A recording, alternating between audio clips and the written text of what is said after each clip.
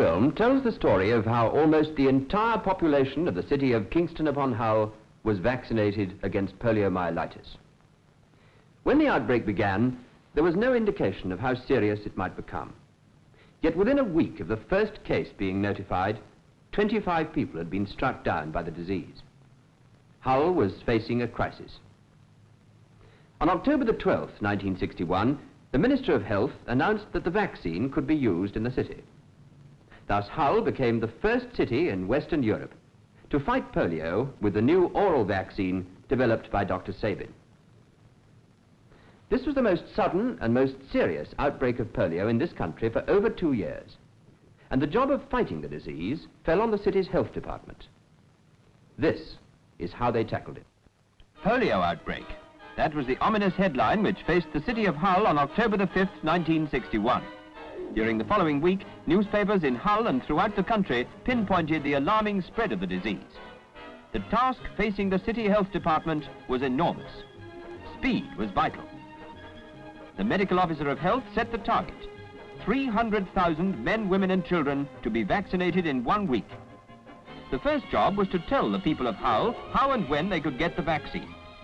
At press conferences, up-to-the-minute news was given, and soon the location of clinics was known in Hull and the neighbouring areas. 12 new cases of polio on the eve of the campaign gave it a grave impetus. Advertisements were placed in the local papers giving clinic times and places. Posters were prominently displayed in the city's shops.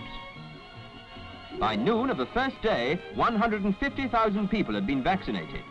Supplies of the vaccine were quickly running out. The Royal Air Force stepped in. An aircraft from RAF Station Leconfield flew to Manston Airfield near to the factory to obtain these urgently needed further supplies.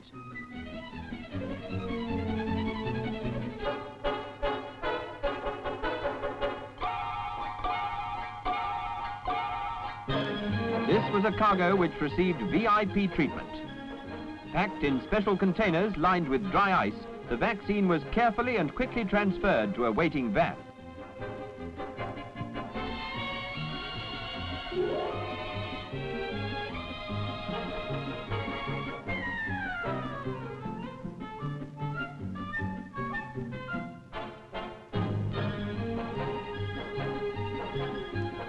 From the airport, the van drove straight to the city health department.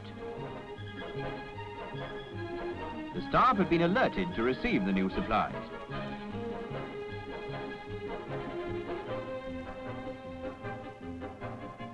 Here, the crates were unpacked. Special care was taken to ensure that in the de-icing process, the inner containers with the vaccine were not damaged. If the vaccine had been kept in the containers, packed with dry ice, it would have remained frozen solid for another 3 days. Once it's removed, it thaws quickly, but retains its potency for about 7 days.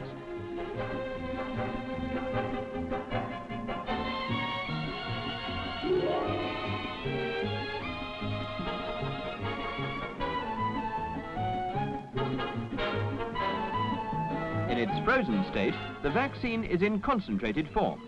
Before use, it must be diluted. This is a simple procedure.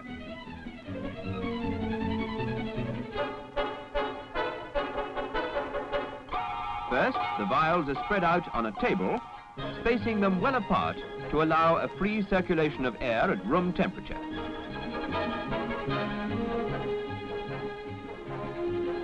And then they're left to thaw.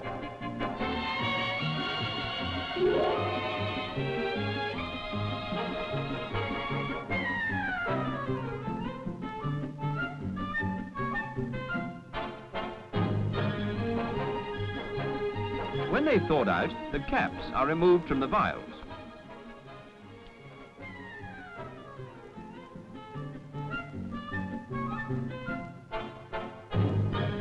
The rubber seals are swabbed with acetone. Now we come to the only part of this vaccination campaign which requires a needle. Disposable sterile syringes are prepared to inject sterile saline into the vaccine.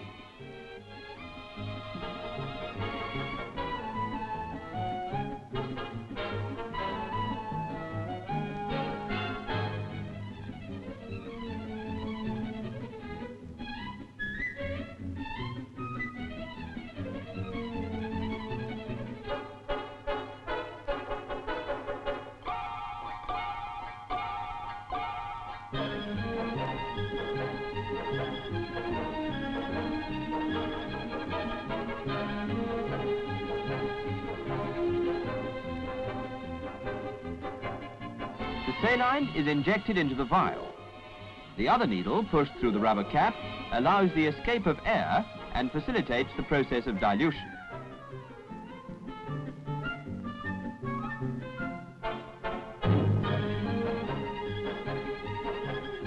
Now the vaccine is ready for use. The diluted vaccine is repacked into the original boxes for distribution to the clinics. In a room below, the nerve centre of the campaign. From here, supplies of sugar, syrup and vaccination cards went out. Members of the health department staff answered a constant stream of telephone calls and took hourly progress reports from the clinics on their vaccine stocks. Where necessary, the ambulance station's shortwave radio was used to order the transfer of stocks between clinics.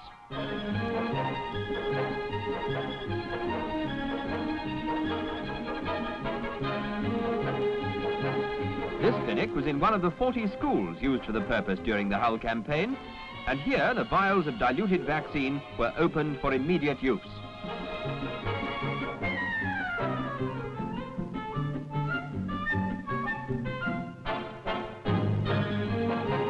A handful of sugar lumps and 2 drops per lump.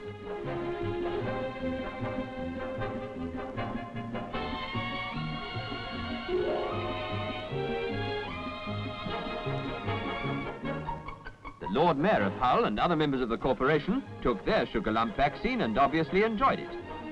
300,000 cubes of sugar were donated for the campaign by a well-known sugar company. For the very young, the under 5s, the vaccine was given in a teaspoonful of syrup.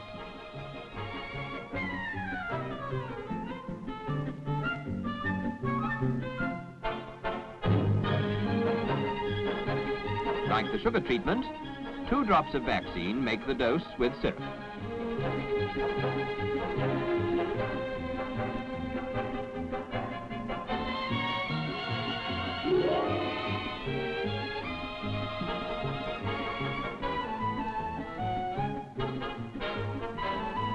The MOH made one special request: bring your own spoon. A simple point, but one which did much to speed up the process by cutting out any need for constant washing. Unlike most vaccination campaigns, there were no tears or tantrums. The children, with a superb variety of expressions, took their syrup and enjoyed it, with no idea that they and their parents were making medical history.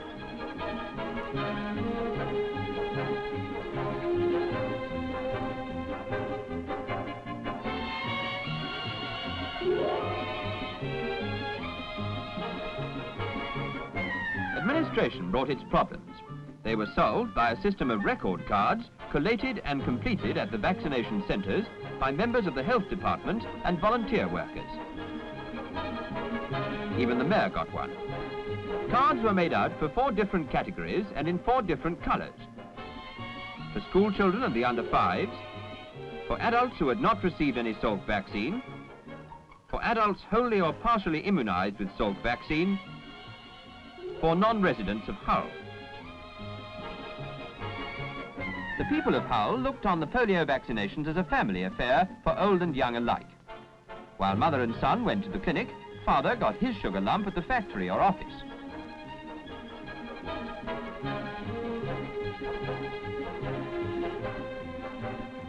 On leaving the clinic, everyone was given a form to hand to their own doctor, telling him they'd had the vaccine. Voluntary helpers, like this St. John's Ambulance Brigade worker, were quick to answer the appeal for help. In all, more than 2,000 members of the WVS, Red Cross, Civil Defence and other voluntary organisations came forward. A strict rota system was arranged for every class at the city's schools. This meant that lessons were barely affected, and it also avoided queues. To speed up things even further, parents were asked to complete the card authorising vaccination for their children beforehand.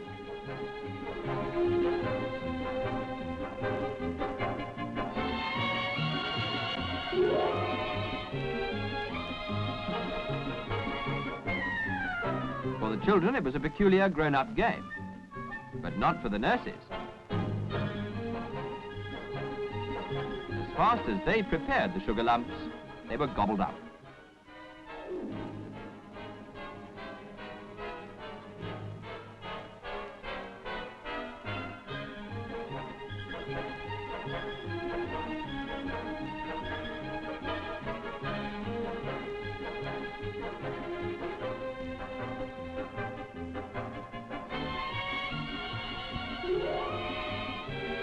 In factories too, emergency clinics were set up.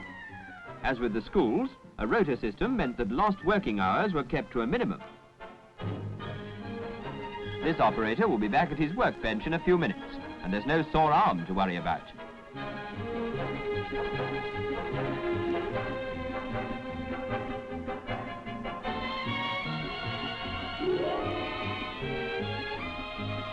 Protection comes with a few extra calories.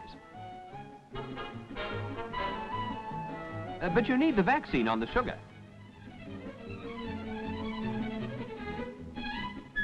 Department stores make ideal sites for vaccination centres.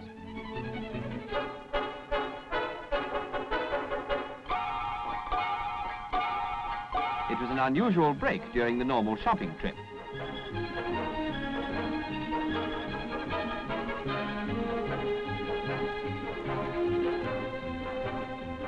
But it wasn't just shoppers who used the facilities. Anyone could come into the stores. Usually there was a short wait, and then the formalities of the vaccination cards to be completed before the sugar lump with its vaccine was handed over. Over 15,000 people got the vaccine in one store, a tribute to the excellent cooperation between private enterprise and the local authority. For most of Hull's citizens, the vaccination campaign meant little disruption to their normal life. But for the Public Health Department, it had meant many long hours of work. How did the campaign work out? A month after the first case was notified, I met the Medical Officer of Health for Hull. Doctor, as Medical Officer of Health for Hull, you've been the director of the first mass immunisation campaign with Sabine oral vaccine to be used in Western Europe. What was the object of this campaign, and do you say you've succeeded? We'd hoped to give as many people as possible in Hull this vaccine, and I think that when I tell you that we gave it to 96.3% of the population, I think we can claim fairly that we have succeeded.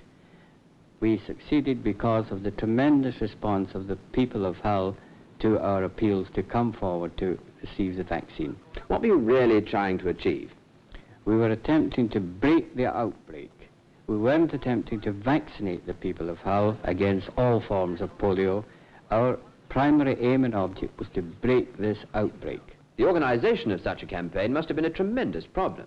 Yes, it was, but my task was made very much easier by the tremendous enthusiasm of my staff. As soon as they realized that they had a major problem on their hands, they all rallied, and I found amongst many of my staff qualities that I didn't realize were there. We were aided, of course, by the magnificent response of the various voluntary organizations in the city who rallied to our help. So a great many people were involved in this campaign. You must have had a meeting early on to coordinate all their efforts. Who else apart from yourself was chiefly concerned? At the beginning, the chairman of the health committee, the chairman of the local medical committee, and the consultant in infectious diseases, together with senior officers of my department. We made the primary decisions, and then it was left to the department to run the campaign. At all the subsequent meetings, we had in the director of the WVS, who was of invaluable assistance to me throughout the whole campaign. Other medical officers of health might well be faced with a problem like this. What special points of advice would you give them about administrative problems?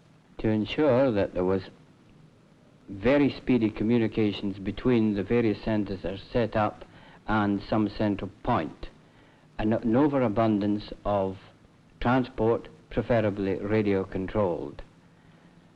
The necessity to keep the general practitioners in the area fully informed of all that's going on, and to have a bacteriologist either from the Public Health Laboratory Service or from the local hospital available to assist in the dilution of the vaccine. Did you have to resist a strong tendency to panic? All sorts of people would like you to make hasty decisions, but it's up to the medical officer of health not to be panicked. And it's up to him, too, to ensure that the public don't get a sense of panic, otherwise the campaign might get out of hand. Any other special points you noticed? Yes, we had some difficulty with the droppers that were supplied. They were supposed to supply 0.1 milliliter in 2 drops, but in effect they didn't. And it's a point that medical officer of health should take note of, because in planning their campaign and the amount of vaccine they require, it can materially affect the supplies of the vaccine. Did you divide the people into categories? We had 4 categories in Hull: children under the age of 15, people over 15, those who had had some sort of vaccine, those who had none, and then we had a 4th category, people living outside the city. Did you record these categories on cards?